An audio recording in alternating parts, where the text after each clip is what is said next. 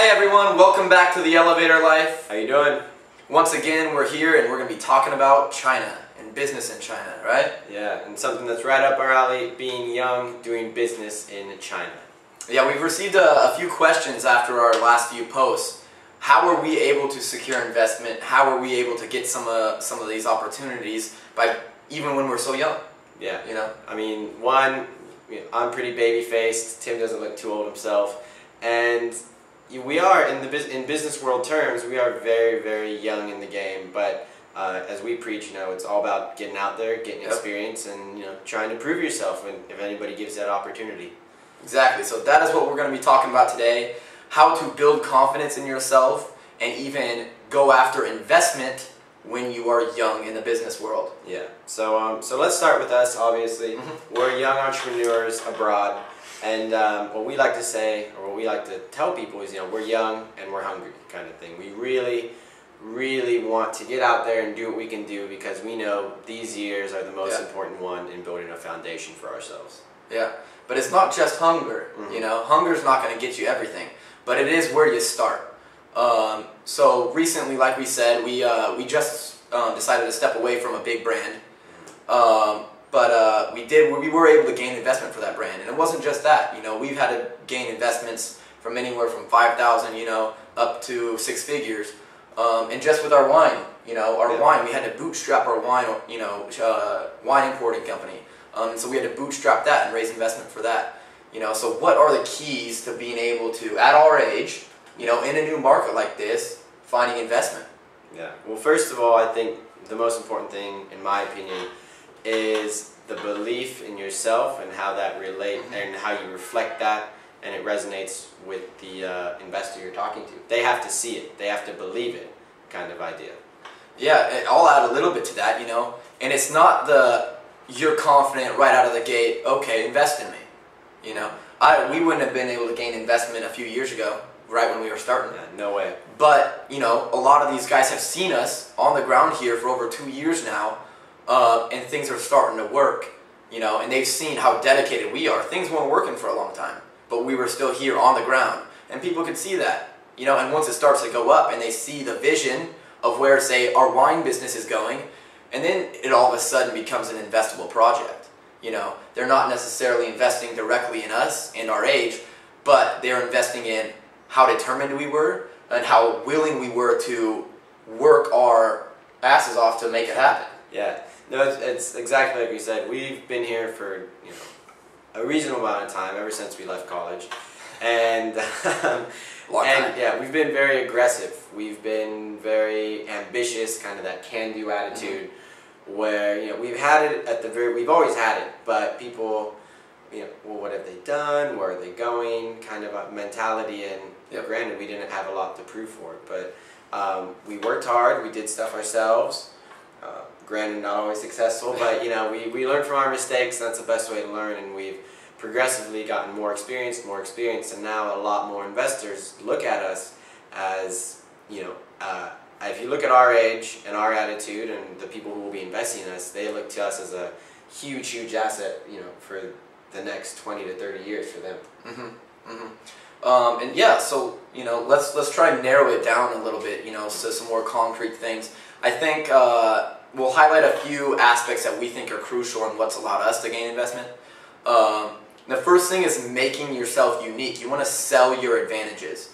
And for us, we were in a very unique situation. We wouldn't sell our age. Yeah. We would sell China.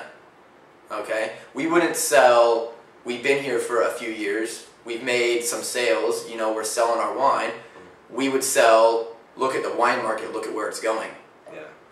We wouldn't sell our direct sales to the investor. We would sell the potential of the market, okay? And just being a part of that market and what it could mean for them.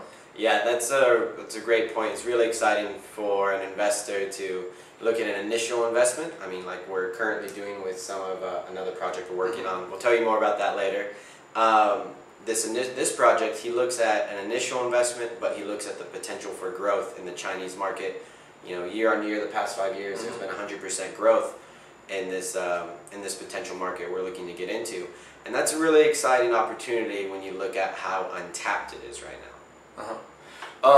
next would be we sell our understanding of both markets. You know, we're in a unique situation in the fact that we're bringing in Western brands, meaning we understand Western business culture.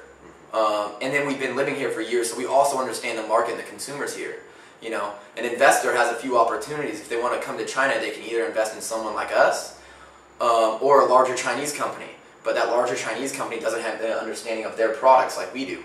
Yeah. Okay, so that was another advantage that we can sell to potential investors. Mm-hmm. Okay, and the ease of working with us. You know, it's kind of difficult. It's actually really difficult for an American company to be dealing directly with Chinese companies. Yeah, you know, so that's a huge advantage. One other thing, moving on to the next one that we always talk about here in the Elevator Life, network. Our network here that we've built up over the time we've spent here. I think one, we've done a great job at that. But you know, when we first got here, we weren't as open or as ambitious as we are now. And if you can do that from the get-go, you know, you're off to a very, very good start. Because if we networked the way we do now, you know, you see someone in the bar, you see someone in the street, wherever you are, and you know, looks interesting. You just simply start up a conversation. There's networking events all around Guangzhou we could have been attending for a couple months that we didn't even know about. So there's all that potential, you know, to build your network from honestly the very first day you move to your new market. Yeah, and why is that so important? It's so important because it allows us to put together investment packages that aren't just us. You know, an investor, like a lot of people have said, you know, why are they investing in such young guys in the market? Well, they're not investing in us. No. They're investing in the opportunity. The opportunity isn't on our shoulders. We'll package it as, hey, look at our marketing agents, the guys that are selling most of the wine. It's not us. We're not the ones hitting the ground, you know. The experts in the field, they're the ones that are selling our wine. Okay? You're investing in the opportunity and in the network that we put in place to run that opportunity.